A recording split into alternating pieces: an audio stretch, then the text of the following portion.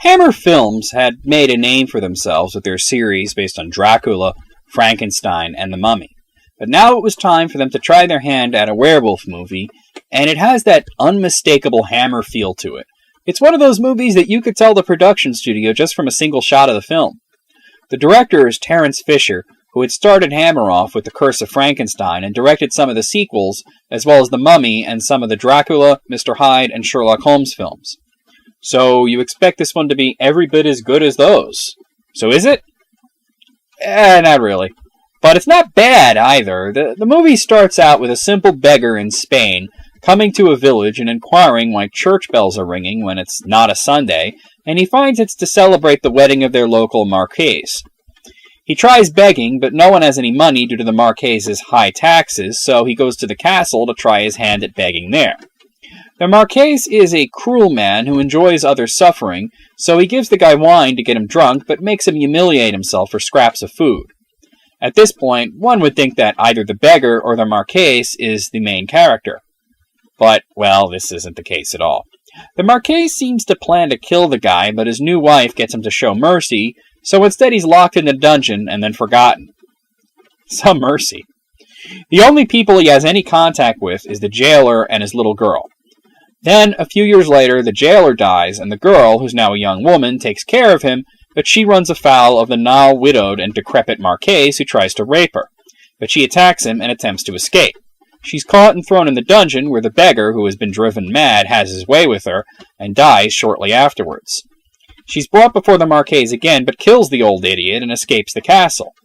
She's taken in by a writer and his servant who treat her well and reveal that she is pregnant with the beggar's child. Now, here's where the problems begin with the movie. The writer is revealed as also being the narrative voice since the beginning of the movie, but he had no way of knowing what happened to the girl before she came into his care, as she is mute and cannot communicate with him, and then she dies shortly after childbirth, which brings me to my other issue. The movie zooms its way towards getting this child born, as he was born of rape and out of wedlock on Christmas Day. This is considered an affront to God, and he is born cursed, and this is why he later becomes a werewolf.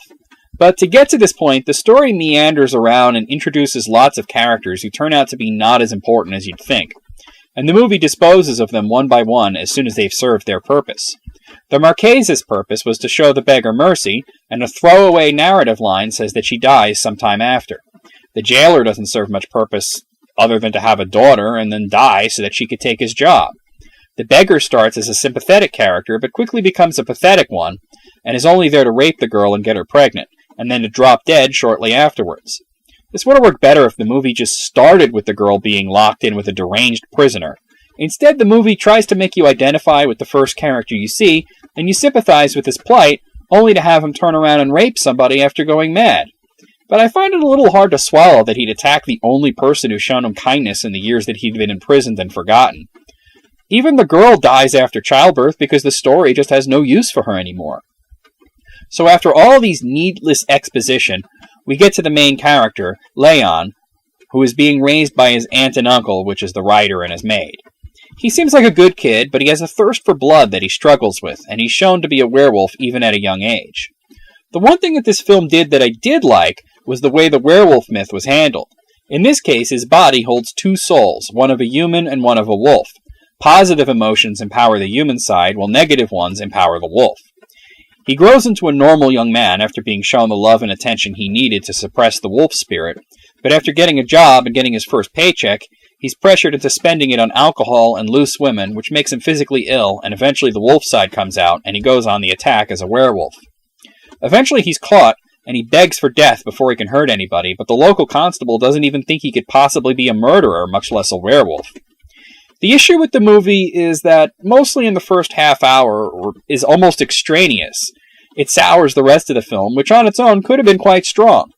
It suffers from the logical fallacy of how the narrator knew anything from the beginning by making him a character that could not have found any of this out, and the murder of the marquise is glossed over, as it cuts to another setting and plot thread. Sadly, Curse of the Werewolf is one of the weaker Hammer productions, and I suspect its weakness is the fault of Anthony Hines, who wrote the screenplay, which was based on a novel that he butchered by changing the setting, tone, and adding too much backstory to it. Remember how I said earlier that they should have just started with the raped girl having a cursed baby? That's how the novel begins. Hines also wrote some other Hammer films, but not the classic ones. He did get better as he wrote Frankenstein and the Monster from Hell, which I liked, but I think this film suffered too much of his input, and maybe it should have stayed closer to the novel. Still, it's entertaining and has great direction and visual style, so I'm going to be a little lenient with my score here. I'm going to give this one a 5 out of 10.